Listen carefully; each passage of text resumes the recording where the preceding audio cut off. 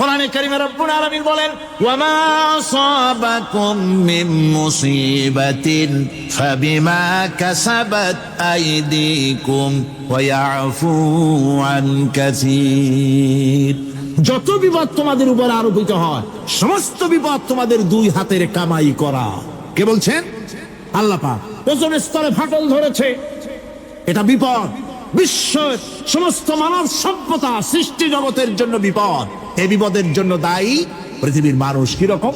সেটা হচ্ছে গাড়ির পেছন থেকে যে কালো ধোঁয়া বের হয়, কল কারখানার চিমনি থেকে যে কালো ধোঁয়া বের হয়, এই কালো ধোঁয়াগুলি, তারপরে সমস্ত কেমিক্যাল উইপেন সেগুলি যে টেস্ট করা হয়, তার রিয়াকশন ইত্যাদি, এই কালো ধোঁয়া এবং সমস্ত মারণাস্ত্রগুলি এক্সপেরিমেন্ট করার সমস্ত এই রিয়াকশনগুলি সবগুলি গিয়ে ওই ওজোন স্তরে ফাটল ধরিয়ে দিয়েছে। আস্তে করে পাতলা হয়ে এটা ফেটে গিয়েছে, অতি বেগুনি রশ্মি আসা শুরু করেছে। এটাকে বন্ধ করার জন্য বিজ্ঞানীরা আজ মরিয়া হয়ে গিয়েছে। ইনশাআল্লাহ আল্লাহ পাক তার বিজ্ঞানীদের মানুষের মাথায় বুদ্ধি এনে দিবেন, রিপেয়ারও হয়ে যাবে ইনশাআল্লাহ। সবাই বলেন ইনশাআল্লাহ। তাহলে বললাম কেন এই কথাটা? এই জন্য বললাম যে কোরআনে কারীমের মধ্যে আল্লাহ রাব্বুল আলামিন সব কথা বলে দিয়েছেন, কোনো কথা বাদ রাখেন নাই।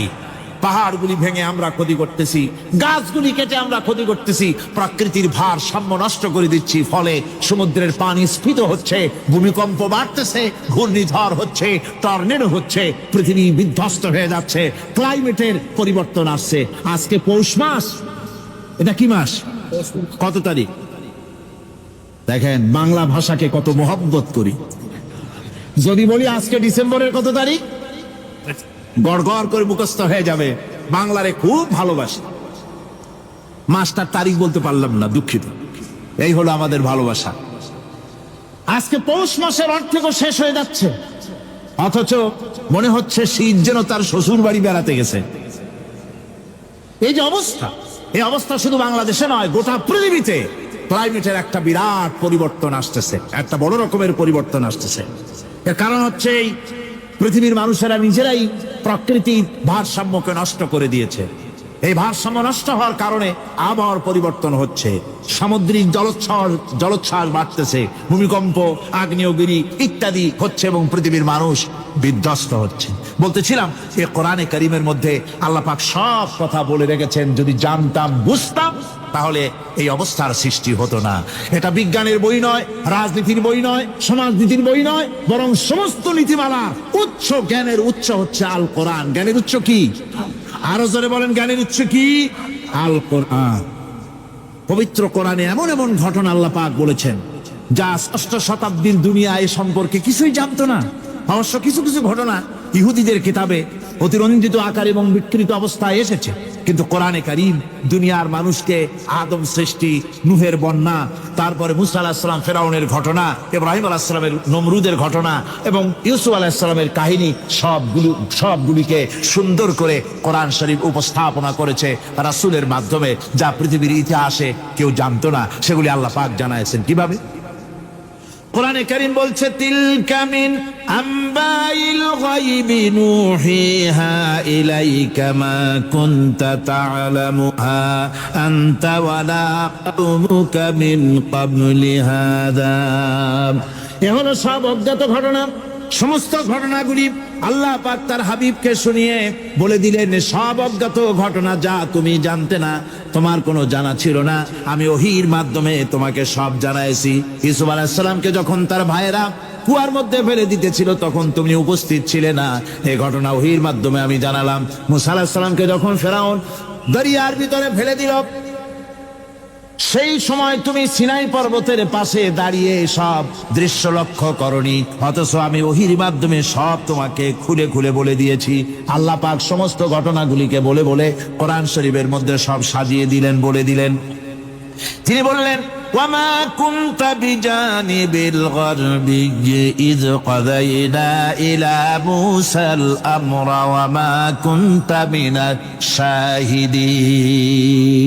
ফিরআউন যে মুসার সঙ্গে যে ব্যবহারটা করলো, এ সময় সেখানে তুমি উপস্থিত ছিলে না, আমি ওহীর মাধ্যমে তোমাকে তা জানিয়েছি।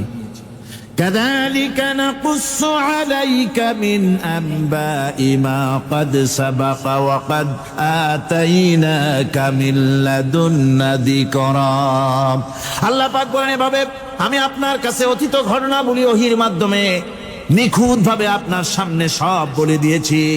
আমার ভাইয়েরা, এই বিশ্বলোকে ঊর্ধ্ব লোক সম্পর্কে নিয়ে ভুল তথ্য বর্ণনা আল্লাহ পাক করে দিয়েছেন কোরআনের মাধ্যমে। 1665 খ্রিস্টাব্দে স্যার আইজাক নিউটন তিনি আবিষ্কার করলেন মাধ্যাকর্ষণ শক্তিকে। এই মাধ্যাকর্ষণ শক্তি, ল অফ গ্রাভিটেশন, এ সম্পর্কে মানুষের এই থেকে কিছু জানলো, কিন্তু আজ থেকে 1400 বছর আগে আল্লাহ রাব্বুল আলামিন তার উম্মি নবী, যিনি কোনো বিজ্ঞানাগারে লেখাপড়া করেন নাই, কোনো সায়েন্স রিসার্চ করেননি, যিনি কোনো কলেজ ইউনিভার্সিটিতে পড়াশোনা করেননি, তার মাধ্যমে জানিয়েছেন মাধ্যাকর্ষণ শক্তির কথা। কোরআন বলছে ইন্নাল্লাহা ইউমসিকুস সামাওয়াতি ওয়াল আরদা আন তাজুলা। এই পৃথিবী এবং সমস্ত গ্রহ উপগ্রহকে আল্লাহ পাক বলছেন আমি এমন এক শক্তি দিয়েছি যে শক্তির মাধ্যমে একটা আরেকটাকে আকর্ষণ করে রাখছে। এই পৃথিবীতে মাধ্যাকর্ষণ শক্তি শুধু পৃথিবীর নাই, সূর্যের আছে, মঙ্গলের আছে, নেপচুনের আছে, ইউরেনাসের আছে, বৃহস্পতির আছে। প্রত্যেকটি গ্রহের আলাদা আলাদা মাধ্যাকর্ষণ শক্তি আছে, আর এই শক্তির বলে একটা আরেকটাকে টেনে ধরছে যাতে করে বিচ্ছিন্ন হয়ে না যায়, যাতে করে ধ্বংসপ্রাপ্ত না হয়। এগুলি আল্লাহ পাক এই তথ্যগুলি কোরআনে কারীমের মধ্যে বলেছেন। ফলে মরিস বুকাইলির মতো লোক, যিনি ফরাসি দার্শনিক, তিনি বলেছেন দুনিয়ার সমস্ত বিজ্ঞানীদের থিওরি হচ্ছে এই যে বিজ্ঞানের কোনো থিওরি ফাইনাল নয়। আজ একটা হচ্ছে, কাল সেটাকে পরিবর্তন করে নতুন আর এক থিওরি আসতেছে। কিন্তু কোরআনে কারীমের মধ্যে আমি, কে বলতেছেন এ কথা? না না না, মরিস বুকাইলি বলছে কোরআন শরীফের ভিতরে আমি যে বিজ্ঞানের তথ্য পেয়েছি, থিওরি পেয়েছি, তার কোনো পরিবর্তন আজও হয় নাই, ভবিষ্যতেও হওয়ার কোনো সম্ভাবনা নাই। মরিস বুকাইলি মনে করেছিলেন বেদ আর বাইবেলে যেমন ভুল আছে, কোরআন শরীফে ওই রকম ভুল আছে, নাউজুবিল্লাহ। সেই জন্য তিনি আরবি শিখলেন কোরআন বোঝার জন্য, ভুল ধরার জন্য। কোরআন শিখলেন কি জন্যে? ভুল ধরার জন্য। আর এমন শেখা শিখছেন, ওই আরবি শিক্ষা মানে আমাদের দেশের লোকদের মতো আনাকুম জানাকুম শেখে নাই, ভালো করেই শিখছে, ভালো করেই মুখস্থ করেছে, তার ভালো করে আরবি শিখেছেন, তারপরে কোরআন শরীফ পড়েছেন, তারপরে তিনি এ কোরআন পড়ে তেলাওয়াত করে বুঝে এরপরে তিনি বই লিখেছেন the Bible, the Quran and science. এই বইয়ের মধ্যে তিনি পরিষ্কার লিখেছেন কোরআন পড়লাম, এর ভিতরে একটা নকতা দেওয়ার, একটা কলমের ফোঁটা দেওয়ার জায়গা কারো নাই। কোরআন নিঃসন্দেহে মহান স্রষ্টা আল্লাহ রাব্বুল আলামিনের মানুষের বানানো কিতাব, এটা হতে পারে না। সুতরাং কোরআন শরীফের মধ্যে আল্লাহ পাক সব কথা বলে দিয়েছেন। বিজ্ঞানের সাথে কিন্তু কোরআনের সংঘর্ষ নাই। অনেকে মনে করে যে বিজ্ঞান আর কোরআন এর মধ্যে বিরাট সংঘর্ষ। না, বিরাট সংঘর্ষ নয়, দুই একটা পয়েন্টে সংঘর্ষ থাকতে পারে। অধিকাংশ ব্যাপারই বিজ্ঞান, আমি মনে করি বিজ্ঞানের আবিষ্কার যত বাড়বে, কোরআন বোঝা মানুষের জন্য তত সহজ হবে। এটা আমার ধারণা, এটা আমার ধারণা।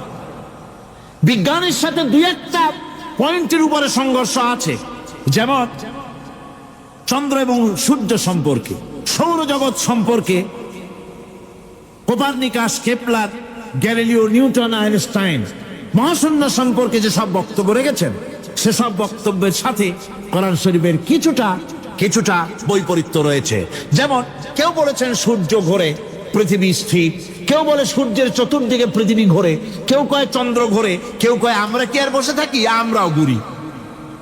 কিন্তু আসলে ঘোরেটাকে কে ঘোরে, এ ফয়সালা কে দেবে? কে দিবে বলুন তো?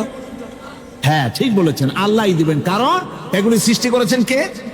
এবার শুনুন, এই বিতর্কের মীমাংসা আল্লাহ পাক করছেন কোরআনে কারিমে বহু আগে। গ্যালিলিও, কেপলার, কোপার্নিকাস, এদের বলার অনেক আগে বিশ্বনবী জনাবে মুহাম্মদ রাসূলুল্লাহ সাল্লাল্লাহু আলাইহি ওয়াসাল্লাম তিনি বলে দিয়েছেন, আল্লাহর কথা তিনি বলেছেন, লাশ-শামসু ইয়ামবাগি লাহা আন তুদরিকাল কামারা ওয়ালাল লাইলু সাবিকুন নাহার ওয়া কুল্লুন ফি ফালাকিন ইয়াসবাহুন। প্রবল জ্ঞানী হইবে যাহারা, আপন মনেতে বুঝিবে তাহারা, রাত্রি পারে না আগে যাইবার দিনের স্থান করে অধিকার। চন্দ্র বাজে না সূর্যের গায়েতে, সূর্য পারে না চন্দ্রকে ধরিতে। যার যে স্থান বহাল রাখিয়া ভ্রমণ করিছে খোদাকে ডরিয়া। আল্লাহ রাব্বুল আলামিনকে ভয় করে সব ঘুরছে। চাঁদও ঘোরে, সূর্য ঘোরে, মঙ্গল ঘোরে, ইউরেনাস ঘোরে, বৃহস্পতি ঘোরে, পৃথিবীও ঘোরে। সব ঘুরছে তো ঘুরছেই, বন বন করে ঘুরছে। একটা নির্দিষ্ট কক্ষপথে, আপন আপন কক্ষপথে ঘুরছে, যার ফলে অ্যাক্সিডেন্ট হয় না। সুবহানাল্লাহ, জোরে বলেন সুবহানাল্লাহ। নির্ধারিত কক্ষে ঘুরছে, নির্ধারিত কক্ষে ঘুরছে। এর কক্ষগুলি আল্লাহ পাক ঠিক করে দিয়েছেন, সেই কক্ষে ঘুরতেছে, একে অপরের পথ অতিক্রম করতেছে না। আবার ওই মহাশূন্যের ভেতরে রয়েছে black hole. Black hole, black hole কি? ব্ল্যাক হোল হচ্ছে একটা বিরাট অন্ধকার গহ্বর, একটা মৃত্যুকূপ। এত বড় বিরাট ব্ল্যাক হোল মহাশূন্যে আছে, বিজ্ঞানীরা হয়রান হয়ে গেছে। তার এত বড় শক্তি, সে শুধু তারা খায় না, কোন তারকা ঘুরতে ঘুরতে যদি তার কাছে এসে যায়, তারাকে খেয়ে ফেলে। কোন আলো যদি কাছে আসে, আলো শুষে নিতে নিতে আলো যার থেকে এসেছে সেটাকেও শেষ করে ফেলে। এ ধরনের একটা দারুণ আকর্ষণী শক্তি তার মধ্যে আল্লাহ সৃষ্টি করেছেন। একটা ব্ল্যাক হোল আছে মহাশূন্যের ভিতরে। সূর্য, চন্দ্র, গ্রহ, নক্ষত্র, যে সূর্য পৃথিবীর চাইতে 13 লক্ষ গুণ বড়, এমন 2 কোটি সূর্য খাইয়া হজম করতে পারে এত বড় ব্ল্যাক হোল আল্লাহ তৈরি করে রেখেছেন মহাশূন্যের উপরে।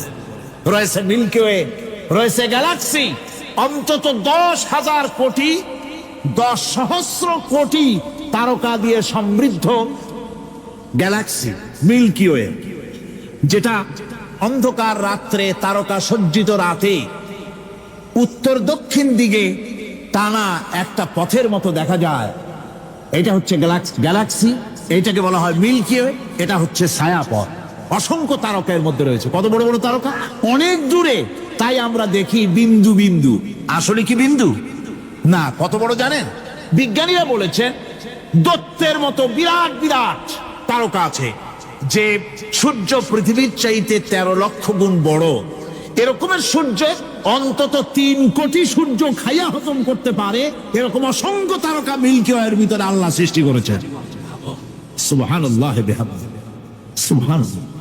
আর মানুষ লাফায়, 4 আঙ্গুল মানুষ খালি লাভ দেয়, মোষ কতগুলো রাখিয়া। কোন আনন্দে লাফাও, কি শক্তি তোমার! মহাশূন্যের তুলনায় এই পৃথিবীর অবস্থান কি জানেন?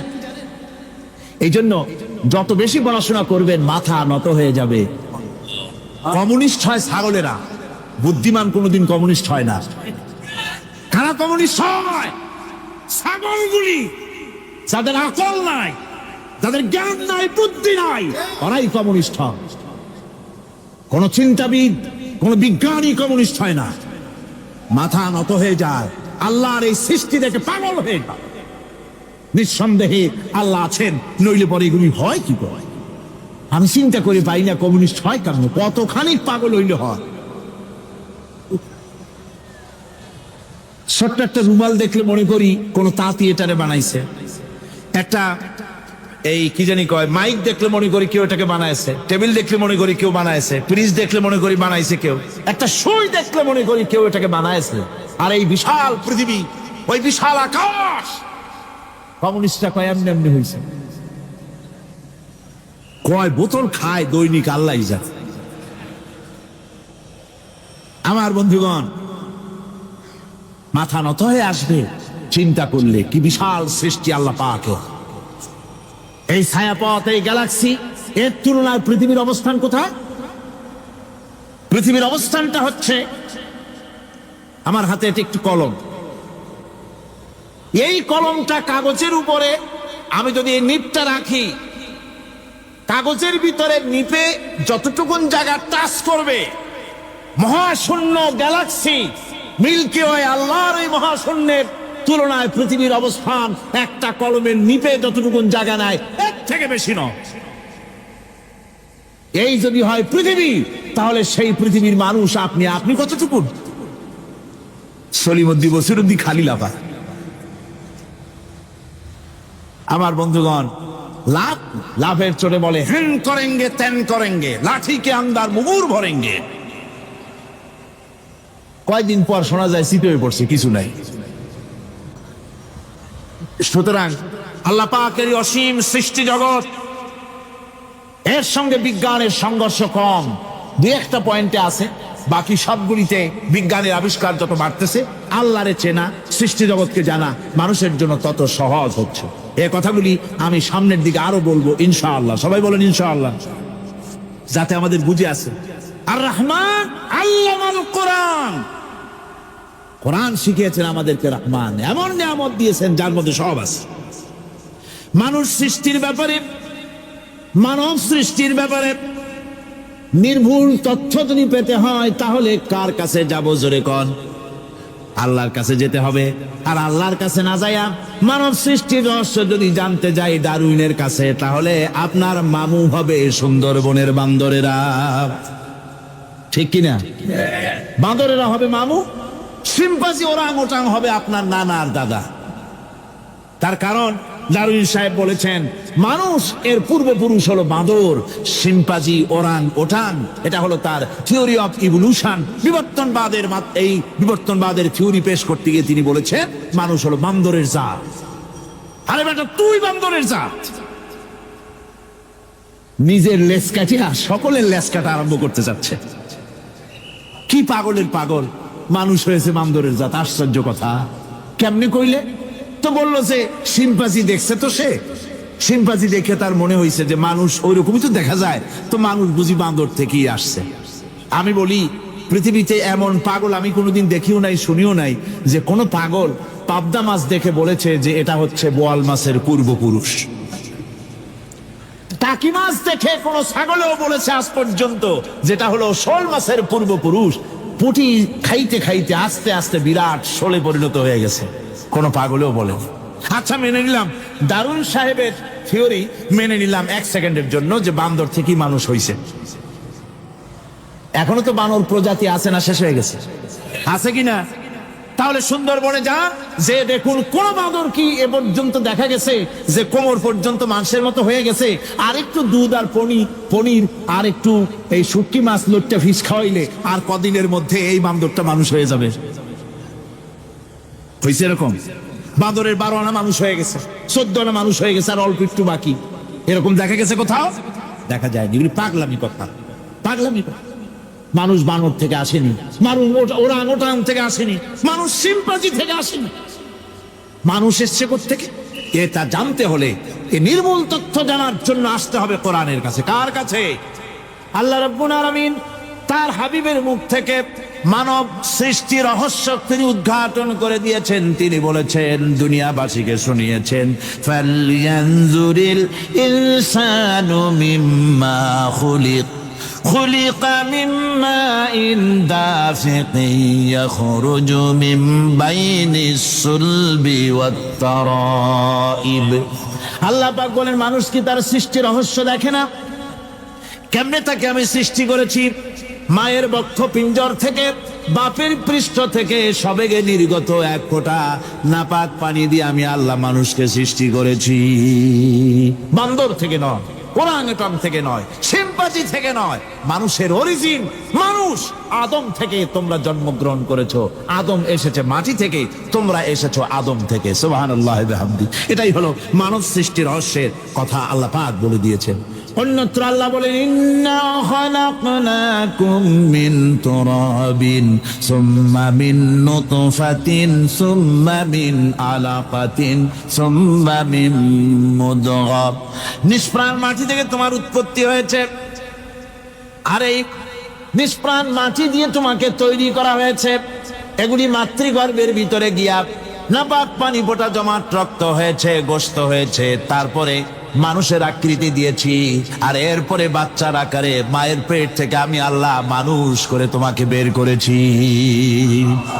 সুতরাং মানব সৃষ্টি রহস্যের কথা বিজ্ঞানের সাথে যেটা সাংঘর্ষিক হবে কোরআনের সাথে, আমরা সেটা মানতে পারি না। আমাদেরকে মানতে হবে মূল জ্ঞানের কিতাবটা। মূল জ্ঞানের কিতাব কোনটা? জোরে কোন তো কোনটা? এখানে সব কথা আল্লাহ আল কোরআন। কোরআন শিখিয়ে মানুষকে আল্লাহ পাক সবচাইতে বড় দয়া করেছেন, এর থেকে বড় দয়ার হয় না। কোরআন শিখিয়েছেন আমাদের, যার মধ্যে সমস্ত তথ্যের কথা আল্লাহ পাক বলেছেন। The universe and doctor Einstein বইয়ের ভিতরে লেখা হয়েছে যে একদিন এমন হবে যখন ধীরে ধীরে সূর্য তার আলো হারিয়ে ফেলবে, চন্দ্র নিষ্প্রভ হয়ে যাবে, আর পৃথিবী আস্তে আস্তে তার গতি হারিয়ে ফেলবে। একথা আজকের বিজ্ঞানীরা অথবা আজ থেকে কয়েক বছর আগের বিজ্ঞানীরা একথা বলছেন। কিন্তু রাসূল করিম সাল্লাল্লাহু আলাইহি ওয়াসাল্লামের মুখ থেকে আজ থেকে 1400 বছর আগে, যিনি বিজ্ঞানাগারে মোটেও পড়াশোনা করেননি, লিখতে জানেন না, পড়তে জানেন না, সই করতে জানেন, বিজ্ঞান আসছে কথা বলছে, সেই কথা 1400 বছর 1500 বছর আগে রাসূল করিমের মুখ থেকে আল্লাহ পাক বলছেন। কোরআনে কারীম বলছে, ইয়াসআলু আইয়ানা ইয়াউমুল কিয়ামা ফাইযা বারিকাল বাসারু ওয়া খাসাফাল কামারু ওয়া জুমিআশ শামসু ওয়াল কামার। হে রাসূল, রাসূলের কাছে জিজ্ঞাসা করে কিয়ামত কবে হবে? আল্লাহ পাক বলেন, বলে দিন যেদিন চন্দ্র তার আলো হারিয়ে ফেলবে, যেদিন সূর্য তার আলো হারিয়ে ফেলবে, আর চন্দ্র আর সূর্য সব একাকার হয়ে যাবে। আজ ওরা বলছে চাঁদে আলো থাকবে না, সূর্য আগের থেকে তার উত্তাপ এবং আলো স্তমিত হতেছে, এবং হতে হতে এমন এক পর্যায়ে আসবে তখন সূর্য আলো হারিয়ে ফেলবে। বিজ্ঞানীরা গত 4-5 বছর আগে এ বক্তব্য রেখেছেন, কিন্তু 1400 বছর আগে বিজ্ঞানের লালনাগারে লেখাপড়া না করে হুজুরের মুখ থেকে আল্লাহ কথা বলে দিয়েছেন। তাহলে বিজ্ঞানের আসল কিতাব কোনটা? জোরে বলেন কোনটা? আল্লাহ পাক আরো বলেন, ইযাশ শামসু কুবিরাত ওয়া ইযান নুজুমু কাদারাত ওয়া ইযাল জিবালু সুজ্জিরাত। তারকাগুলি, সূর্যের আলো থাকবে না, নক্ষত্রগুলো স্থানচ্যুত হয়ে যাবে, কক্ষচ্যুত হয়ে যাবে, পাহাড়গুলিকে পরিচালিত করে দেওয়া হবে, কিছুই থাকবে না, সব শেষ হয়ে যাবে। বিজ্ঞানীরা আজ বলতেছে যে সব শেষ হয়ে যাবে, কিছুই থাকবে না, সব শেষ হবে। বিজ্ঞানীরা বলতেছেন, কোরআন অনেক আগে বলেছে, কুল্লু মান আলাইহা ফান ওয়া ইয়াবকা ওয়াজহু রাব্বিকা যুল জালালি ওয়াল ইকরাম। সব শেষ হয়ে যাবে, বিশ্বে যা কিছু আছে সব লয় হবে, ক্ষয় হবে, ধ্বংস হবে, কিচ্ছু থাকবে না, থাকবেন শুধু আল্লাহ সুবহানাহু ওয়া তাআলা। সুবহানাল্লাহি ওয়া বিহামদি। কোরআনে কারীম এ কথা বহু আগে আমাদেরকে জানিয়ে দিয়েছে। সুতরাং আসল জ্ঞানের কিতাবটাই হচ্ছে কোরআনে কারীম। এই কোরআনের কাছে আমরা যত যেতে পারবো, যত কোরআন বুঝতে পারবো, ততই আমাদের জন্য আমরা সমৃদ্ধ হতে পারবো, আমাদের উপর আল্লাহর রহমত আসবে, আমরা সমাজ চালাতে পারবো, আমরা দেশ চালাতে পারবো, আমরা দুনিয়ায় শান্তি পাবো, আমরা আখিরাতেও মুক্তি লাভ করতে পারবো। কোরআনে কারীম সমস্ত বিজ্ঞানের উৎস, দর্শনের উৎস। এইটা না জানলে কিছুই জানা হয় না, এইটা জানা হলে সব জানা হয়। পণ্ডিত আপনার ডক্টর শহীদুল্লাহ, আল্লাহ জান্নাত নসিব করুন, সবাই বলুন আমিন। তিনি বলতেন, বড় বড় সেমিনারে গিয়ে বলতেন তিনি, যে আপনারা যারা বক্তব্য রাখতে এসেছেন, জনগণকে বলছি না, যারা বক্তব্য রাখতে এসেছেন, এমএ পাস করেছেন, ডিগ্রি করেছেন, পিএইচডি করেছেন, এভারসিএস করেছেন, বহু কিছু ডিগ্রি আপনারা লাভ করেছেন, নামের আগে 6 হাত লম্বা ডিগ্রি আপনারা লাগাইছেন, আপনারা পণ্ডিত ঠিকই, কিন্তু এই কোরআন শরীফের জ্ঞান যদি আপনাদের না থাকে, আপনারা পণ্ডিত, তবে আপনারা মূর্খ পণ্ডিত। কি পণ্ডিত? কি পণ্ডিত? মূর্খ পণ্ডিত। ওরা বলে যে মৌলবীরা জানে কি, মৌলবীরা জানে কি? আরে ভাই, মৌলবীদের কাছে তো আসল জ্ঞান আছে। সুবহানাল্লাহি ওয়া বিহামদি। এখানে সবটা আছে। আপনারা এখানে আসেন, এটা বিশ্বাস করলে আপনি সবটা পেয়ে যাবেন। কোরআন বিশ্বাস করতে পারলে, কোরআন জানতে পারলে আপনি সব জানবেন। কোরআনে কারীমের মধ্যে আল্লাহ পাক কত কথা বলেছেন, এর মধ্যে আছে আল্লাহ পাক বলেছেন, আফালা ইয়ানজুরুনা ইলাল ইবিলি কাইফা খুলিকাত। এই যে আমি উটগুলারে বানাইছি, কেমনে বানাইলাম তোমরা কি দেখছো? উট কেমনে বানিয়েছি? মুফাসসিরিনে কেরাম এর উপরে অনেক আলোচনা করেছেন। তারা বলেছেন যে উট মরুভূমির জাহাজ, তারপরে উটের পিঠে একটা চুট আছে, কোন উটের পিঠে 2টা চুট আছে, মাঝখানে বসে একটারে হেলান দিয়ে আর একটা ধরে বসা যায়। আমি দেখছি 2টা চুটওয়ালা উট, আফ্রিকান উট আমি দেখেছি, যে চুট সুবহানাল্লাহ, দেখলে অবাক হয়ে যেতে হয় যে আল্লাহর কি কুদরত। উটের পৃষ্ঠে 2টা চুট, মাঝখানে আপনি বসবেন, পিছনেরটা একটা সোফা সেটের মতো, পিছনে হেলান দিলেন, আর সামনে যখন সে মরাল সম চড়াই উত্তরাই পথ দিয়ে নামা ওঠা করবে, তখন আপনি যেন পড়ে না যান সেজন্য সামনেরটা বুকের সাথে জড়ায় ধরবেন। এরপরে কি সৃষ্টি আল্লাহর, সুবহানাল্লাহি ওয়া বিহামদিহি। জিরাফগুলি দেখুন, জিরাফগুলি তার মাথা কত বড় উঁচা। লন্ডন জুতে জিরাফ দেখলাম, সে জিরাফের দেহ থেকে তার মাথাটা 22 ফিট উঁচা। মানে তাই সে যদি নিচে দাঁড়ায়, 3 তলা বিল্ডিং এর ছাদের উপরে নাস্তা দিলে তো নিচে দাঁড়ায় খাইতে পারে, এই অবস্থা। সেই জিরাফে পানি খাবে কেমনি? মাথা হলো অত উঁচায়, পিছনের ঠ্যাং দুটা খাটো, সামনের ঠ্যাং দুটো উঁচা। এখন পানি খাবে কেমনে? ওই মাথা নামাইতে গেলে ঠ্যাং তো অনেক উঁচা। আল্লাহ পাক কেমন সুন্দর ব্যবস্থা করলেন, সামনের 2টা ঠ্যাং এভাবে সরায় দেওয়ার মতো। ও যখনই পানি খায় দেখলাম 2টা ঠ্যাং অনেক ছাড়ায় দেয়, 2 দিকে ঠ্যাং চলে যায়, তখন মাথাটা সহজে নিচে নামায় আসে, পানি খাইতে পারে। এই সুযোগগুলি আল্লাহ সুবহানাহু ওয়া তাআলা তিনি করে দিয়েছেন। ওমা কুন্না আনিল খালকি গাফিলিন, আমি আমার সৃষ্টি জগৎ সম্পর্কে অমনোযোগী নহি। সুবহানাল্লাহ ওয়া বিহামদিহি। ভল্লুকগুলি কি বিরাট বিরাট এক একটা ভল্লুক। শ্বেত ভল্লুক দেখেছি, কৃষ্ণ ভল্লুক দেখেছি, মনে হয় যেন পায়ের তলায় হাফসুল করা, ঠিক জুতা পায়ের তলাটা তেমন দেখা যায়, ওই রকমের তলাটা, গায়ে একেবারে পশম। লোক ওই বরফের দেশে থাকতো, সে শীত কষ্ট না পায়, সেই জন্য আল্লাহ একটা কম্বল ওর গায়ে জড়ায় দিয়েছে, অটোমেটিক কম্বল। সুবহানাল্লাহ বিহামদিহি। তো উট, আল্লাহ বলছেন উট কেমনে বানাইছি দেখছো? আফালা ইয়ানজুরুনা ইলাল ইবিলি কাইফা খুলিকাত, উট বানালাম কেমনে দেখেছিস? মানুষ অবাক হলো, আল্লাহ এত কথা থুইয়া উটের কথা বলছেন, কারণ নানান রকম মানুষ বলল। শেষ পর্যন্ত প্রাণীতত্ত্ববিদরা তারা আবিষ্কার করলেন মূল কারণটি। অনেক কারণ আছে আল্লাহ পাকে কথা বলার। উট তো মরুভূমির জাহাজ, তারপরে উট মানুষের অনেক উপকারে আসে, কথা বলা হয়েছে। প্রাণীতত্ত্ববিদরা খুঁজে খুঁজে তারা দেখতে পেয়েছে যে উটকে জমা করে দেখা গেছে, উট সমস্ত প্রাণী বাতাস থেকে অক্সিজেন যতটা গ্রহণ করে ততটা ছেড়ে যায়, একমাত্র প্রাণী উট যে যতটা অক্সিজেন গ্রহণ করে বাতাস থেকে সবটা ছাড়ে না, 2/3 ছেড়ে দেয়। 1/3 তার লাংসের পাশে রাখার জন্য আল্লাহ পাক একটা চেম্বার তৈরি করেছেন। ওই চেম্বারের ভিতরে 1/3 অক্সিজেন থেকে যায়, কারণ পানিও রেখে। তার পানি রাখার জন্য রিজার্ভ ট্যাঙ্কি আছে, একটা রিজার্ভ ট্যাঙ্কি আছে, অক্সিজেন রাখার একটা চেম্বার আছে। এগুলি কেন? এই জন্য যে মরুভূমির ভিতরে সাইমুম শিল্পী গোষ্ঠী না, কিন্তু ঝোড়ো হাওয়া, মরুভূমির ভিতরে ঝোড়ো হাওয়া, এই ঝোড়ো হাওয়া যখন আরম্ভ হয়ে যায় তখন মানুষ বাঁচতে পারে না, মানুষ টের পাইয়া সব বাড়িতে চলে যায়। মরুভূমিতে চড়ে বেড়ায় উট, সে যাবে কোথায়? ওর তো যাওয়ার জায়গা নাই। 7 দিন 8 দিন 1 সপ্তাহ 2 সপ্তাহ পর্যন্ত এই মরুভূমিতে ঝড় চলতে থাকে, বালুর ঝড়, কিচ্ছু দেখা যায় না। ওখানে দেখছিলেন বালুর পাহাড়, কালকে আজকে দেখবেন বালুর পাহাড় এখানে চলে আসছে। এইভাবে পাহাড় তৈরি হয়ে যায়, বালি উড়ায় নিয়ে যায় বাতাসে। এই বাতাসের ভিতরে বালু উঠতে থাকে সমানে, মানুষ প্রাণী কিছুই সেখানে শ্বাস করতে পারে না, বাঁচতে পারে না। উটের মতো প্রাণী যে মরুভূমিতে থাকে, ও বাঁচবে কি করে?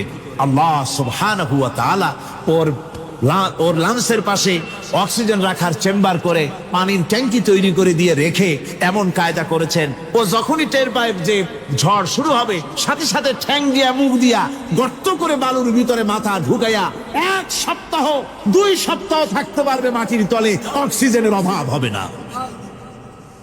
আফালা ইয়ানজুরুনা ইলাল ইবিলি কাইফা খুলিকাত, দেখো না কিভাবে সৃষ্টি করেছি আমি এই সুন্দর উটকে, একবার দেখো।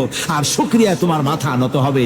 যত বড় কমিউনিস্ট হও, আল্লাহর জন্য সেজদা দিতে বাধ্য হবে যদি তোমার ঈমান এতটুকুনো থাকে। আমার ভাইরা, আল্লাহ রাব্বুল আলামিন অসংখ্য প্রাণী সৃষ্টি করেছেন এবং সবগুলির প্রয়োজন তিনি মিটিয়েছেন। সুবহানাল্লাহ পড়েন। দেখুন সমুদ্রের ভিতরে তিমি চলতেছে, বিশাল তিমি। অনেকে দেখেন নাই, কেউ দেখেছেন, আমি দেখেছি তিমি মাছ, বিশাল তিমি।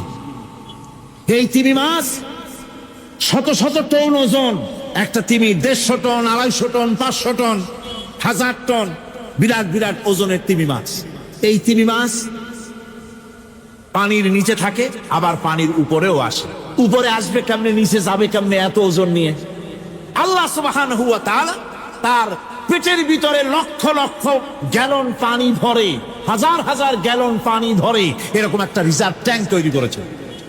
ও যখন ডুবতে চায় তখন পিঠের উপর থেকে ডালাটা উন্মুক্ত করে দেয়, গল গল করে সমুদ্রের পানি পেটের মধ্যে ঢুকতে থাকে। পানিতে ভরে গেল, শরীরের ওয়েট দারুণ ভাবে ওয়েট ক্যারি করলো, তখন সে আস্তে করে সমুদ্রের তলায় ডুবে গেল।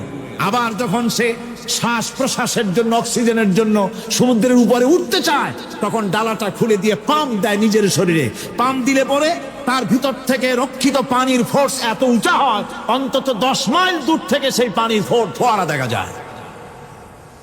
3 মাসের এই অবস্থা দেখে মানুষ তৈরি করেছে সাবমেরিন। আমি সাবমেরিনেও চড়েছি, দেখেছি দ্বিতীয় বিশ্বযুদ্ধে যে সাবমেরিন ব্যবহার করা হয়েছিল, পোর্টসমাউথে সেই সাবমেরিন আমাকে দেখানো হয়েছে, আমি দেখেছি। তাতেও ঠিক একই কায়দায় পানি ভরে পানির তলায় যায়, আবার ওঠার সময় পানি ছেড়ে উপরে চলে আসে। 3 মাস থেকেই মানুষ এটাকে গ্রহণ করেছে। মানুষের শিক্ষার জন্য অগণিত প্রাণী আল্লাহ সৃষ্টি করেছেন বিজ্ঞানের সাথে, তাই কোরআনের সংঘর্ষ নাই। বিজ্ঞান মানুষকে যত বেশি আবিষ্কার করবে, বিজ্ঞান কোরআন বোঝা মানুষের জন্য তত সহজ হবে। আর আপনারা যত জ্ঞানী হবেন, কোরআন যত পড়বেন, মাথা তত নত হবে। তুলা গাছের ফল যত পাকে, তত গাছ কি হয়, ডালগুলো কি হয়, উপরে উঠে যায়। বোঝেন না কেন? তুলা গাছ নাই আপনাদের দেশে? তুলারে কি কয় চট্টগ্রামে? তুলা গাছরে কি কয়? তুলা গাছ। তুলা গাছের ফল যত পাকে, তত গাছের ডাল কি হয়, যখন কাঁচা থাকে তখন নিচে থাকে, ডাল ঝুঁকে পড়ে, আর পাকলে পরে উপরে উঠে যায়। আর আম গাছের ফল যত পাকে, তত ডাল কোথায় যায়, নিচে যায়। যারা মানুষের তৈরি করা এই সমস্ত জ্ঞানে যারা সমৃদ্ধ হয়, তারা ওই তুলা গাছের মতো আস্তে করে যতই জ্ঞানে বৃদ্ধ হয়, ততই ডাল উপরের দিকে যায়, জ্ঞান তত হালকা হয়। আর কোরআন আমের মতো, কাঁঠালের মতো, মানুষের উপকারী এমন এক ফলের মতো, যত পাকে, যত পড়ে, জ্ঞান যত সমৃদ্ধ হয়, ততই আল্লাহর সামনে মাথা নত হয়ে যায়। মানুষের কাছে জ্ঞান খুবই সংক্ষিপ্ত জ্ঞান। মানুষের কাছে অমা উতীতুম মিনাল ইলমি ইল্লা কালিলা, খুব সামান্যতম জ্ঞানই তোমাদেরকে দেওয়া হয়েছে, বেশি জ্ঞান আমাদের কাছে নাই। সবচাইতে বড় জ্ঞানের উৎস আল্লাহ সুবহানাহু ওয়া তাআলা। জ্ঞানের উৎস হচ্ছে কোরআনে হাকিম। সেই কোরআন থেকে আল্লাহ পাক দয়া করে আমাদেরকে কোরআন শিখিয়েছেন। জোরে কোন সুবহানাল্লাহি বিহামদি।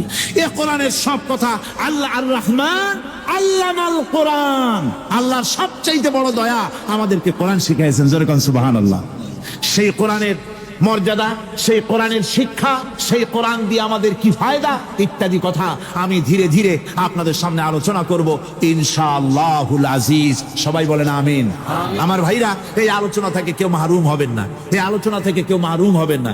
একজনে গতকাল বলেছিলাম, 3 জনকে যদি দাওয়াত দিয়ে আনেন, তাহলে ফায়দাটা কি জানেন? আপনার দাওয়াতে একটা ভাই যদি অতিরিক্ত আসেন এ মাহফিলের মধ্যে ওয়াজ শোনার জন্য, কোরআন শুনলেন, কোরআনের দিকে আকৃষ্ট হলেন, নামাজি হলেন, দিনদার হলেন, পরেজগার হলেন, আপনি মরে যাবেন, কিয়ামত পর্যন্ত এই সব আল্লাহ পাক আপনার আমলনামায় লিখে দিবেন। জোরে বলেন আমিন। আরো জোরে বলেন আমিন। আল্লাহুম্মা আমিন। ربنا ظلمنا أنفسنا وإن لم تغفر لنا وترحمنا لنكونن من الخاسرين ربنا لا تزغ قلوبنا بعد إذ هديتنا وهب لنا من لدنك رحمة إنك أنت الوهاب ربنا العالمين হাজার হাজার মুসলমান নরনারী দীর্ঘক্ষণ ধরে তোমার কোরআনের কথা শুনেছি, মেহেরবানি করে সওয়াবটুকু রাসূল করিম সাল্লাল্লাহু আলাইহি সাল্লামের রূহ মুবারকে পৌঁছে দাও। तमाम পৃথিবীর মাটির নিচে যত মুমিন মুমিনাত শুয়ে আছে, আল্লাহ তুমি মেহেরবানি করে কবরগুলিকে জান্নাতের টুকরায় পরিণত করে দাও। আমাদের মা বাপ যাদের দুনিয়া থেকে বিদায় হয়ে গেছে, আল্লাহ দয়া করে তাদেরকে জান্নাতবাসী করে নিও। রব্বির হামহুমা কামা রব্বায়ানি সগীরা রব্বির হামহুমা কামা রব্বায়ানি সগীরা। হায় আল্লাহ তাআলা, এই মাহফিলের আয়োজন যারা করেছেন, ইসলামী সমাজ কল্যাণ পরিষদকে তুমি মঞ্জুর করে নিও আল্লাহ রাব্বুল আলামিন।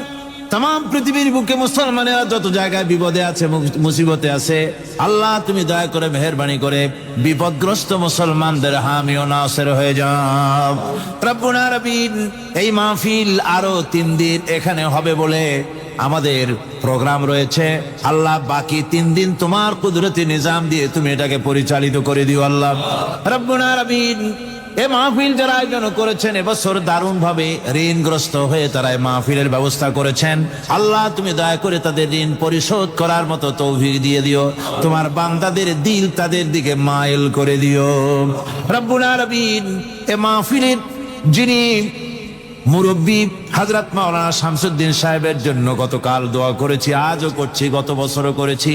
তোমার কাছে আমরা কাঁদতেই থাকবো, দোয়া করতেই থাকবো, যেহেতু তোমার দরজা ছাড়া আর বান্দার কোনো দরওয়াজা নাই। রব্বুল আলামিন তুমি মেহেরবানি করে আমাদের এই ভাইকে দয়া করে চক্ষুষ্মান করে দাও, তার দৃষ্টি শক্তি দয়া করে তুমি ফিরিয়ে দাও। রব্বুল আলামিন তুমি তোমার বান্দাদের দোয়া তোমার দরবারে মঞ্জুর করে নাও।